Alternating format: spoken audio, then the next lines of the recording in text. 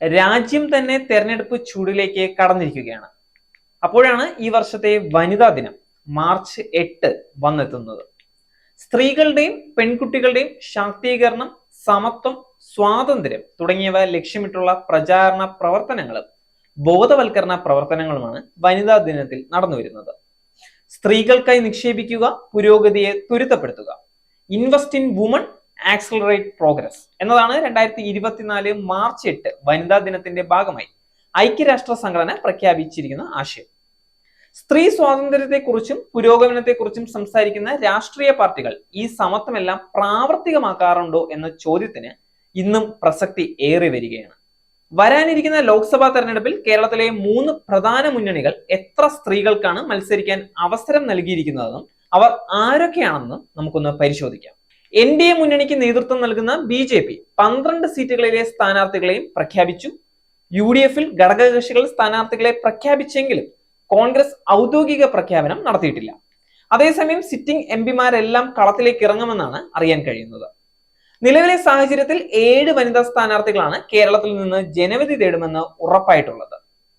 CPM നേതാക്കളായ KK Shailaja, KJ Shine, CPI ദേശീയ നേതാവ് ആനി രാജ, BJP നേതാക്കളായ ശോഭ സുരേന്ദ്രൻ, നിവേദിത സുബ്രഹ്മണ്യൻ, ML അശ്വിനി, കോൺഗ്രസിൽ നിന്ന് ആലത്തൂർ സിറ്റിംഗ് MP രമ്യ ഹരിദാസ് എന്നിവർ.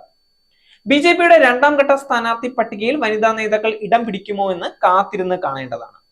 വലിയ അത്ഭുതങ്ങളൊന്നും സംഭവിച്ചില്ലെങ്കിൽ UDF-ൽ നിന്ന് ഇത്തവണ രമ്യ ഹരിദാസ് മാത്രമാകും ലോക്സഭയിലേക്ക് മത്സരിക്കുന്ന ഏക വനിത.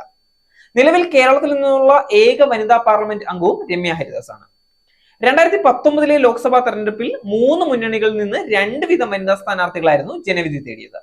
CPM-ൽ നിന്ന് PK ശ്രീമതി ടീച്ചർ കണ്ണൂരിലും നിലവിലെ ആരോഗ്യമന്ത്രി വീണ ജോർജ് പത്തനംതിട്ടയിലും മത്സരിച്ചിരുന്നു. CPI-ൽ നിന്ന് വനിതകൾ ആരും മത്സരരംഗത്ത് ഉണ്ടായിരുന്നില്ല. കോൺഗ്രസിൽ നിന്ന് രമ്യ ഹരിദാസിന് പുറമെ ആലപ്പുഴ മണ്ഡലത്തിൽ ഷാനിമോൾ ഉസ്മാനും ജനവിധി തേടിയിട്ടുണ്ടായിരുന്നു. BJP-ക്ക് ശോഭ സുരേന്ദ്രൻ ആറ്റിങ്ങലിലും VT രമ പൊന്നാനിയിലും മത്സരിച്ചു.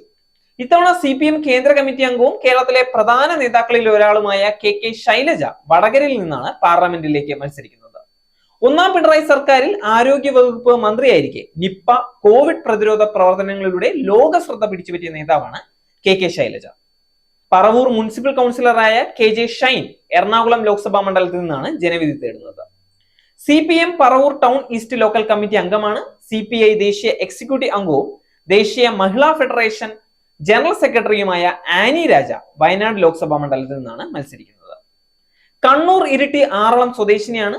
BJP സംസ്ഥാന ഉപാധ്യക്ഷയായ ശോഭ സുരേന്ദ്രൻ ആലപ്പുഴ ലോക്സഭാ മണ്ഡലത്തിൽ നിന്നാണ് ഇത്തവണ ജനവിധി തേടുന്നത്.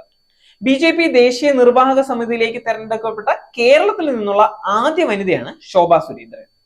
യുവമോർച്ച ജില്ലാ വൈസ് പ്രസിഡന്റ്, സംസ്ഥാന വൈസ് പ്രസിഡന്റ്, സെക്രട്ടറി, അഖിലേന്ത്യാ എക്സിക്യൂട്ടീവ് കമ്മിറ്റി അംഗം, മഹിളാ മോർച്ചയുടെ സംസ്ഥാന അധ്യക്ഷ, BJP തൃശൂർ ജില്ലാ secretary, Kerala BJP core committee അംഗം, സംസ്ഥാന ജനറൽ സെക്രട്ടറി എന്നീ പദവികൾ വഹിച്ചിട്ടുണ്ട്.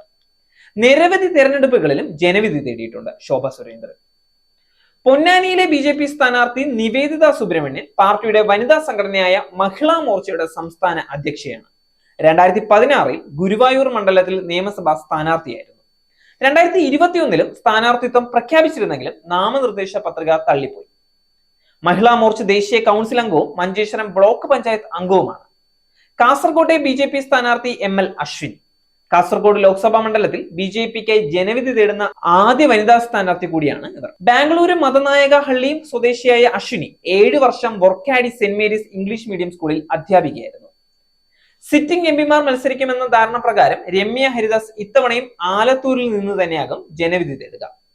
കോൺഗ്രസ് ഇതുവരെ സ്ഥാനാർത്ഥികളെ ഔദ്യോഗികമായി പ്രഖ്യാപിച്ചിട്ടില്ല. നേരിന്റെ വാർത്തകൾ നിങ്ങളുടെ വിരൽത്തുമ്പിൽ എത്താനായി സാക് ന്യൂസ് ചാനൽ സബ്സ്ക്രൈബ് ചെയ്തും ഷെയർ ചെയ്തും ഒരു ശരിയായ മാധ്യമ നിലപാടിനൊപ്പം നിൽക്കാൻ ഞങ്ങൾ നിങ്ങളെ ക്ഷണിക്കുന്നു.